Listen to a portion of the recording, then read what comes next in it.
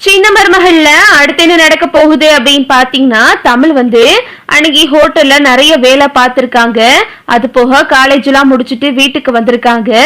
வீட்டுல தமிழ் இந்த மாதிரி வேலையெல்லாம் முடிச்சுட்டு படுக்கிறாங்க. படுக்கும்போது வெளியில சேது போனை பாத்துக்கிட்டு இருக்காரு. கரெக்டா தமிழ் படுக்கும்போது தனம் போன் பண்றாங்க. என்னக்கா இன்னைக்கு என்ன பண்ற, நல்லா இருக்கியா, சாப்பிட்டியா அப்படின்னு கேட்கும்போது, நான் சாப்பிட்டேன் தனம், கால் கொஞ்சம் அதிகமா வலிக்குது, பாதம்லாம் வலிக்குது அப்படின்னு சொன்னவும், ஆமாக்கா நீ இப்போ மாசமா வேற இருக்கேல, உனக்கு வலிக்கும் வேற சொல்லுவாங்க அப்படின்னு தனம் சொல்றாங்க. உடனே தமிழ் சொல்றாங்க, ஆமா தனம், ரொம்ப இன்னைக்கு கஷ்டமான வேலை, அதனாலதான் காலெல்லாம் வலிக்குது அப்படின்னு தமிழும் சொல்லிக்கிட்டு இருக்காங்க. சரிக்கா நீ காலை நல்லா தைலத்தை தேய்ச்சிட்டு படு அப்படின்னு சொல்லிட்டு தனம் சொல்லவும், தமிழ் அவங்க காலை அவங்களே பிடிச்சிட்டு ரொம்ப வலியோட சிரமப்பட்டுக்கிட்டு இருக்காங்க. இத சேது பாக்குறாரு.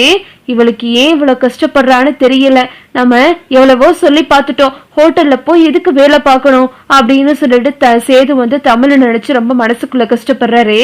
அது போக அவர் தமிழுக்கு கால் அமுக்கி விட்ட ஞாபகங்கள் எல்லாம் நினைச்சு பாக்குறாரு. இவ்வளவு அந்யோன்யமா இருந்தோம், இவ்வளவு பெரிய தப்ப பண்ணிட்டு இவளுக்கு நம்ம எதுவுமே செய்ய முடியாம போயிருச்சு அப்படின்னு சேது மனசுக்குள்ளேயே புழங்கிக்கிட்டு இருக்காரு. சேதுவுக்கு ஞாபகம் வருதே, நம்ம ஃப்ரெண்ட் ஒருத்தி சொன்னா புள்ளத்தாச்சி பிள்ளைகளுக்கு காலெல்லாம் வலிக்கும் அப்படின்னு. இவ இப்போ மாசமா தானே இருக்கா, காலெல்லாம் வலிக்குது போல அதனால அப்படின்னு சேது தமிழை நினைச்சு மனசுக்குள்ள கஷ்டப்பட்டுக்கிட்டு இருக்காரு. இங்க தமிழ் படுத்துறாங்க. கண்ணை மூடி தூங்குனாலும் அவங்க முனகிக்கிட்டே இருக்காங்க. அம்மா அப்படின்னு சொல்லிட்டு தமிழ் அவங்க கால் வழியில துடிச்சுக்கிட்டு இருக்காங்க. சேது இத பார்த்துட்டு பக்கத்துல போய் உட்கார்றாரு. அங்க இருந்த தைலத்தை எடுத்து சேது தமிழுக்கு தேய்ச்சி விட்டு காலை பிடிச்சு விட்டுக்கிட்டு இருக்காரு. தமிழ் தூக்கத்துல இருக்கிறதுனால முடிச்சு பார்க்கல, தமிழ் அப்படியே கண்ண முடியே தூங்கிடுறாங்க. சேது பாவப்பட்டு தமிழுக்கு காலெல்லாம் அமுக்கி விடுறாரு. இத அங்கிட்டு இருந்து இந்த ஈஸ்வரி பாத்துருது. பாத்தியாடி இவ என்னடானா பொண்டாட்டி கூட வாழவே மாட்டேன் அப்படின்னு சொல்லிக்கிட்டு இருந்தான், இப்ப பாரு அவளுக்கு கால் அமுக்கி விட்டுக்கிட்டு இருக்கான். நம்மளதான் லூசு மாதிரி இப்போ கொட்டகையில உட்கார வச்சுட்டாங்க, இவளை நம்ம சும்மா விடக்கூடாதுரி அப்படின்னு ஈஸ்வரி சொல்லிக்கிட்டு இருக்கு. அப்பையும் பார்த்துட்டு ராஜாங்கமும் மோகனாவும் வெளியே வந்துகிட்டு இருக்காங்க.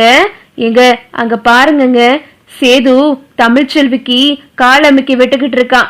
இங்க பாத்தீங்களாங்க, அவனுக்குள்ள அவ மேல அம்புட்டு பாசம் இருக்கு, பாசம் இல்லாம அங்க இப்படி காலமிக்கி விட்டுக்கிட்டு இருப்பான்.